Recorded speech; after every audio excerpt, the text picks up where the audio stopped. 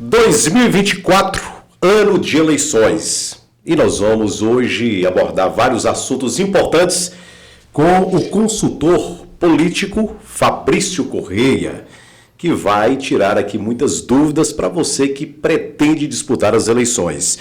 Vamos falar, Fabrício, de pré-campanha. Muito obrigado por estar aqui para a gente levar esse assunto tão importante, né? Primeiro, para você ser candidato, você precisa primeiro de participar da pré-campanha. Campanha após está tudo oficializado, né, Fabrício? Isso aí, Maurício, tudo bem, né? Um abraço para quem nos acompanha. 2024 é um ano eleitoral. É um ano que nós vamos escolher os nossos futuros representantes para o período de 2025 a 2028. Então serão eleitos no próximo ano vereadores, vice-prefeitos e os novos prefeitos dos nossos municípios brasileiros. Nós devemos ter em 2024 cerca aí de 500 mil candidatos, isso no Brasil inteiro. Então é um momento que vai mexer com todos os municípios, né? A gente sabe que a eleição municipal ela é uma eleição que ela mexe mais com o emocional dos eleitores, né, com a população em geral. Principalmente no interior, né, Fabrício? Exatamente. Tem municípios aí que tem 2.000 eleitores, outros municípios vão ter segundo turno, mas a maioria dos municípios são cidades pequenas, que você sabe onde mora o candidato a prefeito, você sabe onde mora o vereador, então é diferente, é um período totalmente diferente a eleição municipal, então promete muito para o próximo ano.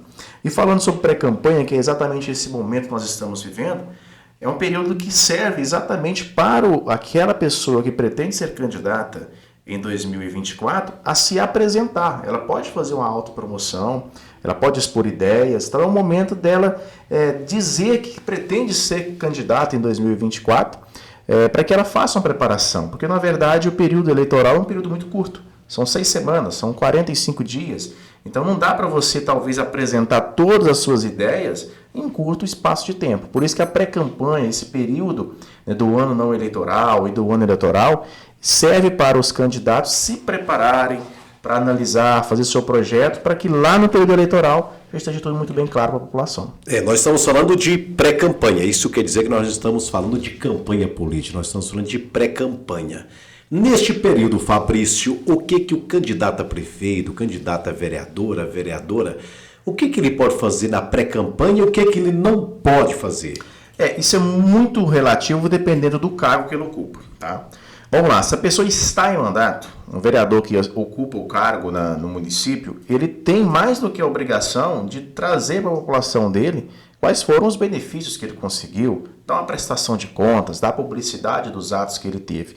E o mesmo serve para o prefeito. Se ele vai disputar um cargo de reeleição, ele também tem que fazer a prestação de contas dele. E esse período agora de um ano praticamente para o início eleitoral é o momento que ele tem para exatamente fazer isso, ambos os candidatos.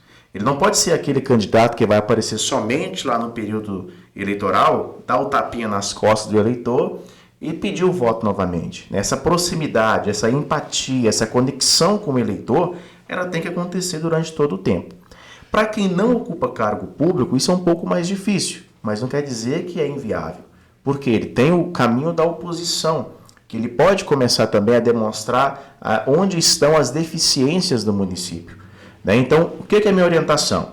Se você é um candidato que vai concorrer a uma reeleição ou vai apresentar um sucessor na prefeitura, faça sua prestação de contas o quanto antes. Se você é um candidato de oposição ou que vai tentar ser eleito vereador, comece a identificar quais são os principais desafios, os principais problemas que a sua comunidade tem, para que você, no decorrer dos próximos meses, você comece a apresentar soluções, para que lá na frente o eleitor queira que você seja candidato. Em síntese... Isso quer dizer que não é bom ele falar que ele é candidato? Nesse momento, não. Mas, em síntese, o que todos esses não devem fazer é o pedido explícito de voto. Isso, a lei, ela proíbe, de fato, você fazer qualquer tipo de pedido de voto nesse momento. Pedido de voto somente a partir do início da campanha eleitoral. Isso será lá no mês de agosto do próximo ano de 2024. E aquele que é prefeito, aquele que você diz que já é prefeito, que já é vereador, ele vem para reeleição, mas ele está num período de pré-campanha. Ele pretende disputar as eleições o ano que vem. Qual que é o melhor caminho, por exemplo, para que o prefeito possa mostrar o que ele fez? É fazer a prestação de contas. Você reunir o seu grupo de secretários, analisar seu plano de governo que você apresentou na eleição anterior, fazer a autoanálise, ver quais foram os pontos que você propôs para a sua comunidade que você conseguiu solucionar, entender quais são os que você não conseguiu solucionar, entender o porquê que isso não foi possível, ver se ainda é possível nesse período aí ainda de um ano de governo que ele tem antes do período eleitoral. E por que isso é importante? Porque ao visitar a população no próximo ano ou iniciar o período eleitoral, a oposição pode bater nesse ponto. Ela vai pegar o plano de governo e falar, olha, por que ele quer ser candidato novamente se ele não conseguiu cumprir as promessas do ano eleitoral, do ano anterior? Então é importante que a equipe tenha tudo isso muito bem claro. O que foi possível, o que não foi possível. E apresente isso à comunidade. Olha, nós não conseguimos ainda o nosso recurso aqui para a saúde, mas nós estamos em busca disso aqui para a população. Então essa participação nesse um ano, que o prefeito participe de podcast, que ele participe de entrevistas, que ele se aproxime dos veículos de comunicação, que ele faça uma vez por semana, talvez, lives nas redes sociais dele. Ou seja, se for fazer isso somente no período eleitoral, é um fracasso. Existe, por exemplo, Fabrício, vamos exemplificar aqui, uma obra ou uma determinada estrada que ligou ao município a um distrito. E às vezes a ponte que ligou a um determinado bairro. Para o eleitor, ele fez simplesmente uma ponte. Às vezes não soma muito para o eleitor. A forma que esse grupo do prefeito, ou ele como pré-candidato, deve levar essa mensagem tem influência de dizer que aquela ponte, por exemplo, você acha que foi um investimento de 150, 200 mil, mas que ela propiciou isso para o bairro. Exatamente. O interessante, que a gente sempre fala, isso serve até para o marketing convencional. O foco ele não está no produto, ele está no benefício que a sua ação trouxe para a comunidade. Então, um candidato, quando ele vai apresentar uma ação, um benefício que ele trouxe para a população, ele não tem que dizer apenas conseguir lá um posto de saúde. Não, ele tem que dizer que através daquela obra, as pessoas que moram naquele bairro agora não precisam deslocar 30 minutos, 40 minutos para chegar em um outro posto de saúde. Isso agora está mais próximo da casa deles. É o que a obra agregou. É o benefício. É o benefício que ela traz para a comunidade. Se os candidatos entenderem e começarem a focar nos benefícios e não na obra em si, é outra situação. Porque, vamos lá, fazer, até um ou outro faz, mas a forma de comunicar, a narrativa que você dá de dizer, essa obra vai proporcionar a Dona Maria, que mora ali na rua tal, esposa do seu José, que tem 3 filhos, que antes pegava essas crianças, colocava no ombro, levava para um hospital, isso era a pé, de madrugada. Agora não, ela tem um postinho aqui do lado da casa dela, onde ela pode vir com hora marcada e de forma mais facilitada. Isso, as histórias vão cativar, porque muitas pessoas vão se ver como a Dona Maria, que também passavam por essa situação. Então, o candidato, quando ele passa a focar no benefício da ação dele e não na ação em si, é outra narrativa, é outra linguagem.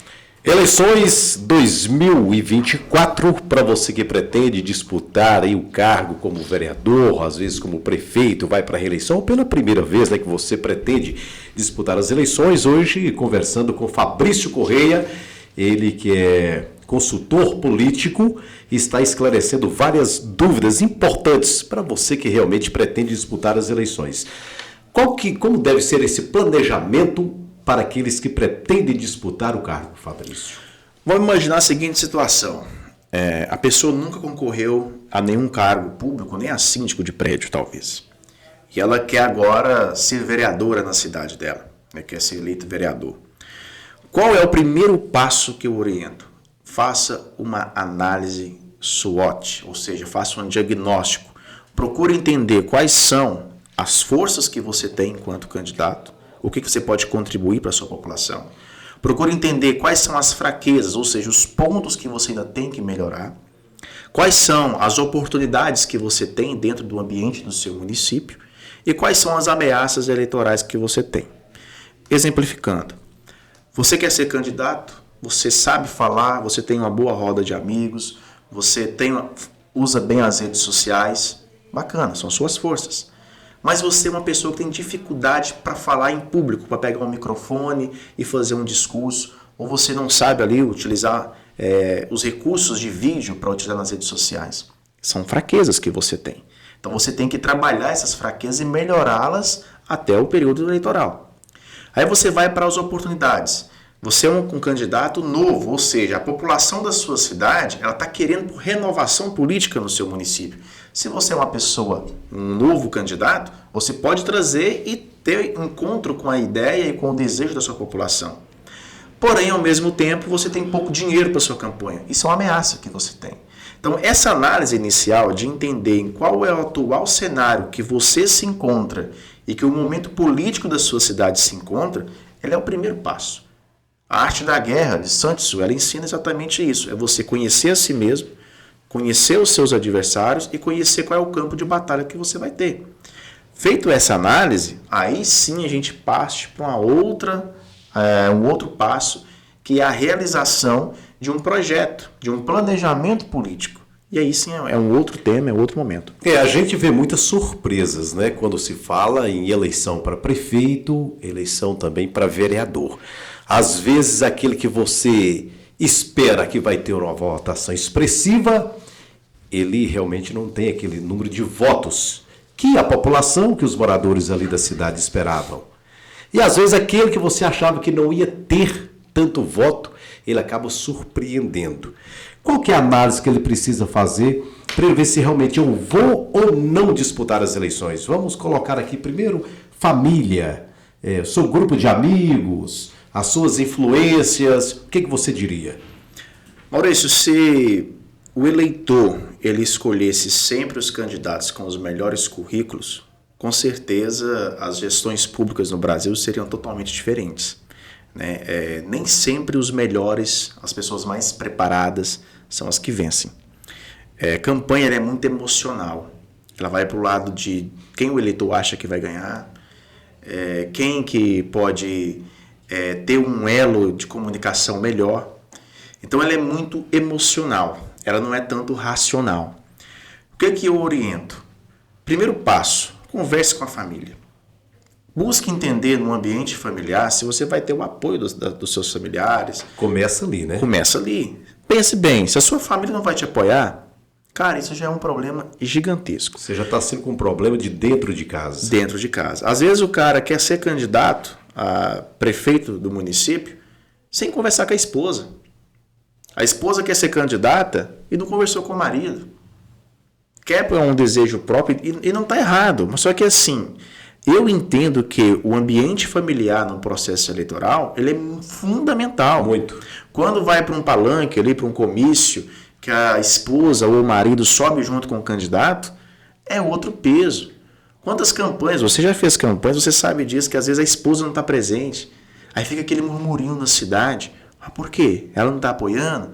Né? Fica aquele clima chato. E muitas das vezes, principalmente, vamos levar aqui para você que pretende disputar as eleições para vereador. Eu tenho uma família grande. Tá. Mas essa família, é o que o Fabrício está dizendo, essa família, ela está com você? A família vai te apoiar? A família deseja que você seja o representante da família lá na Câmara de Vereadores? É por aí, né, Fabrício? Com certeza, porque na verdade é o seguinte, se você não tem um apoio familiar e dos amigos, já fica difícil. Uma dica rápida, você pode convidar seus familiares mais próximos, um grupo de amigos, para um churrasco na sua casa. Tá ali tomando tá ali comendo uma carninha, e de repente você entra de forma bem tranquila no assunto. Gente, estou pensando em candidatar a vereador no próximo ano, o que vocês acham? Eu quero ouvir a opinião sincera de vocês. Deixe o pessoal falar, saiba ouvir, deixe todo mundo falar e escute. Se for positivo, no final você ainda pode falar, olha, então que bom que eu vou ter o apoio de vocês e eu preciso contar com vocês não somente com apoio pessoal, apoio humano, mas também até com apoio financeiro. A gente precisa, uma campanha, ela não é barata. Essa ideia que eu quero trazer é de um governo coletivo, não é um sonho meu, é um sonho nosso, da nossa família, dos nossos amigos, das pessoas mais próximas a nós, tem um representante lá na Câmara. Ou seja, você cativa a pessoa, você já deixa a ideia de um projeto. Coloca essas pessoas dentro da campanha, né? Da pré-campanha. Para que elas sejam o quê? Embaixadoras da sua campanha. Elas poderão compartilhar posts seu nas redes sociais. elas poderão te ajudar financeiramente, elas poderão ser voluntárias na sua campanha.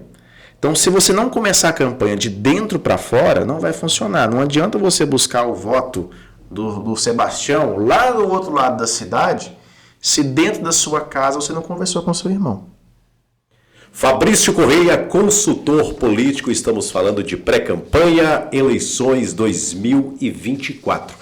Fabrício, você falou aí questão financeira, né, que não é fácil, nós sabemos que existem as despesas. Quando eu falo de pré-campanha, precisa ali da prestação de contas? Pergunta importantíssima, porque é o seguinte, o que a lei diz, a Lei 9.504? Primeiro, ela não determina nenhuma data para início de pré-campanha. Se você for na lei eleitoral, nas resoluções do TSE, você não vai encontrar nada que fala pré-campanha começa tal dia. Não. O que está definido lá é ano eleitoral e ano não eleitoral. Em ano não eleitoral, você não tem nenhum limite de gasto. Por quê? Você não tem CNPJ de campanha. Você vai fazer impulsionamento nas redes sociais, ou vai gastar combustível, é simplesmente com recurso próprio. No ano eleitoral, a regra já muda um pouquinho. Você tem o limite de gasto para o cargo que você vai disputar. Vamos supor que você é o candidato a prefeito de uma cidade cujo limite de gasto lá é de R$1 milhão na campanha eleitoral. Se no ano eleitoral, ou seja, de janeiro a julho, você gastar 10% a mais do que o limite de gasto da campanha, você pode, ser enquadrado na questão de abuso de poder econômico. Isso aconteceu com Sérgio Moro. O juiz Sérgio Moro, o ex-juiz Sérgio Moro, foi candidato a senador, porém ele vinha fazendo uma pré-campanha presidencial. E na pré-campanha presidencial dele, ele tinha o limite de gasto para presidente, só que ele gastou dentro daqueles 10%. Só que o Sérgio Moro, na verdade, ele saiu candidato a senador. E o valor dos 10% para a presidência foi superior ao valor de gasto que ele tinha para senador. E aí é onde deu problema e tem um processo de cassação contra ele nesse sentido. Então, pré-candidatos. O que é a recomendação? Em ano não eleitoral, que vai até dezembro de 2023, você não tem limite de gastos, desde que não seja algo exorbitante e que você deixe claramente explícito que você é um candidato nas próximas eleições. Então, nada de colocar lá pré-candidato a vereador, pré-candidato a prefeito, não. Faça seu impulsionamento nas redes sociais buscando cadastros, e-mails, buscando o WhatsApp e algum conteúdo específico. Uma boa dica que você pode ter você quer melhorar a iluminação do bairro da sua cidade. Está lá precisando de melhoria de iluminação, você pode fazer um abaixo-assinado virtual e buscar assinaturas. Aí você faz o impulsionamento disso, as pessoas vão entrar, vão fazer um cadastro. Você vai ter esses dados, você divulga o seu nome, mas você não disse que é um candidato. Quem está ali compartilhando ali esse abaixo-assinado ou participando já sabe que foi encabeçada por ele? Exatamente. E ele não está em nenhum momento dizendo que é um candidato. De forma discreta, ele está fazendo a pré-campanha dele. Fazendo a pré-campanha. Aí ele pode impulsionar, ele pode contratar pessoas para bater nas portas e pegar abaixo-assinado também, de forma presencial. Alguém vai perguntar quem a pedido de quem estou aqui? Claro, imagina a seguinte questão, você chega agora na porta da casa lá e fala, ô Suzana, tudo bem? O Maurício Araújo, morador aqui do nosso bairro, está fazendo um abaixo-assinado para pedir melhorias para a iluminação pública aqui da nossa rua. A senhora pode participar com a gente? Quem que não quer melhorias? Evidentemente, ela vai pegar, vai assinar. A pessoa que vai fazer essa coleta seja bem instruída, fala, olha, só pode anotar o telefone do Maurício, por gentileza, porque depois pode ser interessante para a senhora mandar alguma outra recomendação, alguma outra sugestão. A pessoa anota esse telefone. Agora está aqui o cartão dele. Se só precisar de alguma sugestão também, pode entrar em contato. Está aproximando. Fez a conexão. A pessoa foi embora. Ela vai entrar para dentro de casa e pensar, ué, Maurício Araújo, o cara tá querendo fazer melhoria para o nosso bairro, hein? Bacana, gostei. Um bom nome, hein? Passa ali alguns dias, depois da coleta pronta, o que você faz? Você faz uma mensagem de WhatsApp, um vídeo, um áudio. Alô, pessoal, estou te agradecendo aqui, nós estamos coletando aqui, deram mais de 500 assinaturas. Estou aqui para dizer que na próxima segunda-feira eu vou ter uma audiência com o prefeito no gabinete e vou entregar assinaturas para ele, viu? E vou mantendo vocês informados. Quando eu falo bom nome, essa pessoa. Sim. A dona de casa já vai falar só, É um bom nome. Isso. Fulano de tal já está preocupado com o nosso bairro, né? Daí, passa mais uma semana, após uma conversa com o prefeito, ele tira uma foto, faz um vídeo com o prefeito, ele faz uma outra comunicação via WhatsApp com essas 500 pessoas. Olha, gente, eu conversei com o prefeito, ele ficou bem entusiasmado, gostou do nosso projeto. Está pensando sobre isso e ficou de nos dar uma resposta em 20 dias. Depois dos 20 dias, uma outra comunicação. Olha, o prefeito não me respondeu. Ou se respondeu, o prefeito me respondeu. Quando tiver a melhoria de fato, ele vai lá, tira a foto, publica. Gente, olha para você ver o engajamento que você conseguiu com cerca aí de 500 moradores do seu bairro, com a ação que você não disse que é candidato. Você conseguiu coletar 500 números de WhatsApp de pessoas que vão conhecer você. Aí eu te pergunto, quando chegar lá no período eleitoral, pode aparecer 30, 40 pessoas batendo na porta da dona Suzana. Você acha que ela vota em quem? A pessoa que resolveu um problema que ela tinha. Então, isso chama-se construção de reputação. Se os candidatos entendessem essa possibilidade e não deixassem para fazer campanha só lá no período eleitoral, a eleição era outra. Campanha eleitoral é para fixar número. E quando se fala em pesquisa, Fabrício? Maurício, é praticamente a mesma situação. Se você me falar assim, o que é melhor? Você fazer pesquisa qualitativa ou pesquisa quantitativa? Eu vou te falar. Ano não eleitoral. Faça os dois. Se você fizer uma pesquisa quantitativa agora, em ano não eleitoral, até 31 de dezembro de 2023, você pode publicar essa pesquisa sem o registro dela. Porém, se você fizer uma pesquisa quantitativa a partir do dia 1º de janeiro de 2024, para ser divulgada, essa pesquisa tem que ser registrada no TSE. Então, se você tem essa possibilidade, o que te impede nesse momento de você fazer uma pesquisa bem feita, com dados verdadeiros, e divulgar esses dados dizendo lá que você está à frente, uma corrida para prefeito do seu município, ou em segundo lugar, que você está crescendo? Você pode fazer isso, não tem nada que impede. Da mesma forma para vereador. Então, até dezembro, você pode fazer a divulgação de pesquisas quantitativas. Porém, muito importante, e é um dos primeiros passos que a gente orienta, é que os pré-candidatos façam também pesquisas qualitativas. Vou te dar o mesmo exemplo da dona Suzana.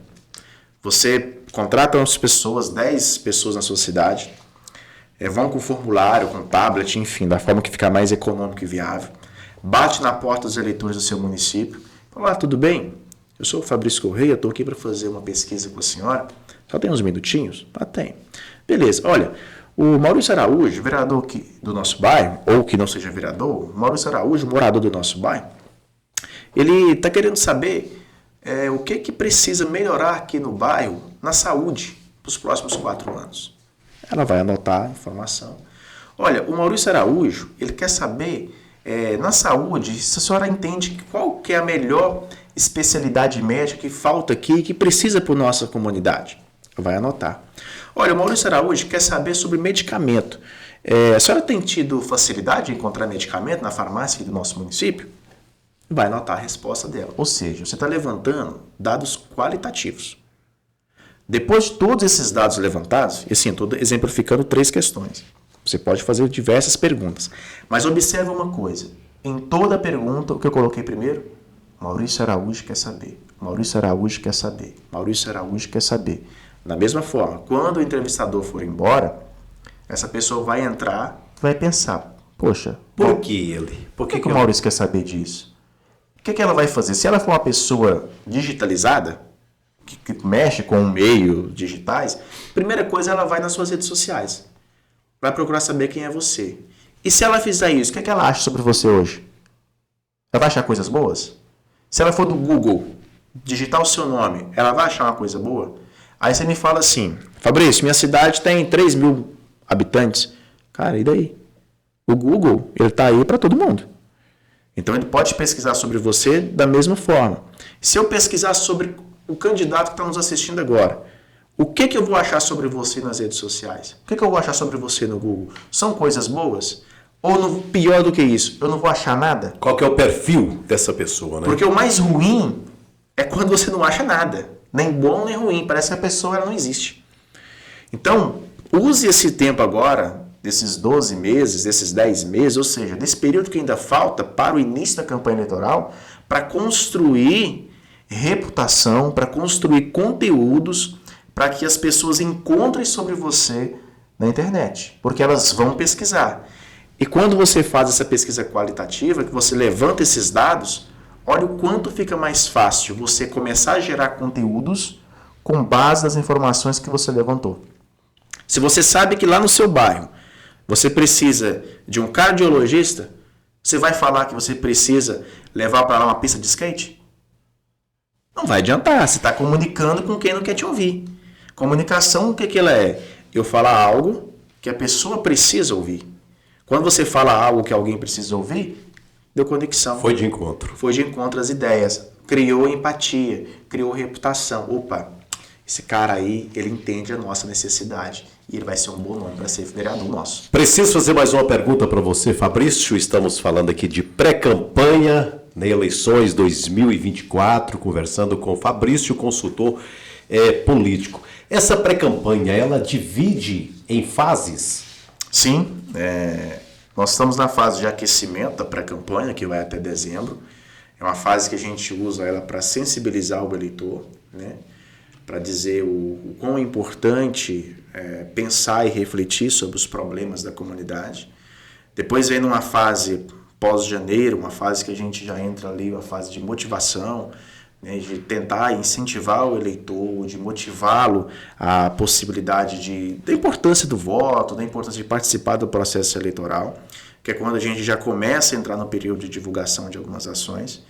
E, por fim, quando a gente chega na fase de mobilização, que é quando a gente vai mobilizar realmente para a campanha eleitoral. Aí é o número, é o pedido de voto, é mobilizar o eleitor para que ele faça a multiplicação daqueles conteúdos. Essa é a última fase. Última fase. Importante dizer, Maurício, que dentro dessas fases a gente tem algumas datas que são importantes. Até o dia 6 de outubro de 2023, a legislação eleitoral ela pode sofrer alterações. Claro, para isso precisa de passar pelo Congresso, de passar pela autorização do presidente, autorizações lá do TSE, enfim. Mas caso não aconteça nenhuma mudança na lei até 6 de outubro, a lei atual é a que vale para as próximas eleições. As resoluções do TSE, elas costumam sair no mês de dezembro. Então até ali também tem algumas regras do TSE que ele vai colocar para as eleições. Outro dado importante, a partir de 1º de janeiro, pesquisa para ser divulgada precisa ser registrada no TSE. Outra data importante é a janela partidária eleitoral. A partir de 7 de março, ali no início do mês de março, os vereadores que estão em mandato, eles poderão mudar de partido sem perder o cargo. E essa janela se fecha no dia 6 de abril, que é a data limite para que as pessoas se filiem aos partidos políticos e para que elas também identifiquem qual é o domicílio eleitoral que ela vai concorrer às eleições de 2024. 6 de abril. Nessa data também começa o período de descompatibilização eleitoral. E aí varia de acordo com o cargo. Qual é o cargo que a pessoa ocupa, o cargo público, né? Professor, policial, médico, secretário. Tem as datas específicas que são de 6, de 4 e de 3 meses antes do período eleitoral. Então tem que ficar muito atento também a esse prazo da descompatibilização. E por fim a gente tem 15 de maio, o início da arrecadação eleitoral, que é a vaquinha virtual, que é onde as pessoas físicas poderão doar dinheiro para a campanha, só que o candidato não vai poder gastar antes do início eleitoral. Ele pode começar a coletar doações a partir do dia 15 de maio, esse dinheiro fica restrito através de um órgão competente ali do TSE, que são as plataformas homologadas pelo TSE, que vai armazenar esse dinheiro, e lá no período eleitoral esse dinheiro é depositado na conta do candidato. As convenções, elas começarão no dia 20 de julho e terminarão no dia 5 de agosto, e o registro de candidatura a partir do dia 15 termina no dia 15 a partir do dia 15 de agosto. E a campanha, de fato, começando no dia 26 de agosto. Então, o que a gente tem? Já tudo bem desenhado, caso não haja nenhuma alteração na legislação. Dia 15 de agosto termina o registro de candidatura e no dia 26 começa a campanha de fato. E boa sorte para todos que pretendem disputar as eleições em 2024. Espero que minhas perguntas tenha ajudado você. Espero também, da mesma forma, que as respostas do consultor político Fabrício Corrêa realmente tenha te ajudado bastante para você que pretende disputar as eleições no ano que vem. Fabrício, muito obrigado por ter vindo aqui esclarecer essas dúvidas, né, tão importantes, e a gente vai, evidentemente, ainda falar de muitos assuntos da agora para frente. Com certeza. Eu peço, né, que as pessoas acompanhem nas nossas redes sociais, tanto no Instagram quanto no YouTube. Lá tem muito conteúdo. A gente vai fazer outros encontros como esse, porque são muitos conteúdos, né? Aqui hoje foi apenas uma parte deles para que a gente possa apresentar para os pré-candidatos, mas com o tempo a gente vai trazendo mais informações para todos eles. Valeu. Obrigado a você que participou hoje aqui da nossa conversa com Fabrício Corrêa.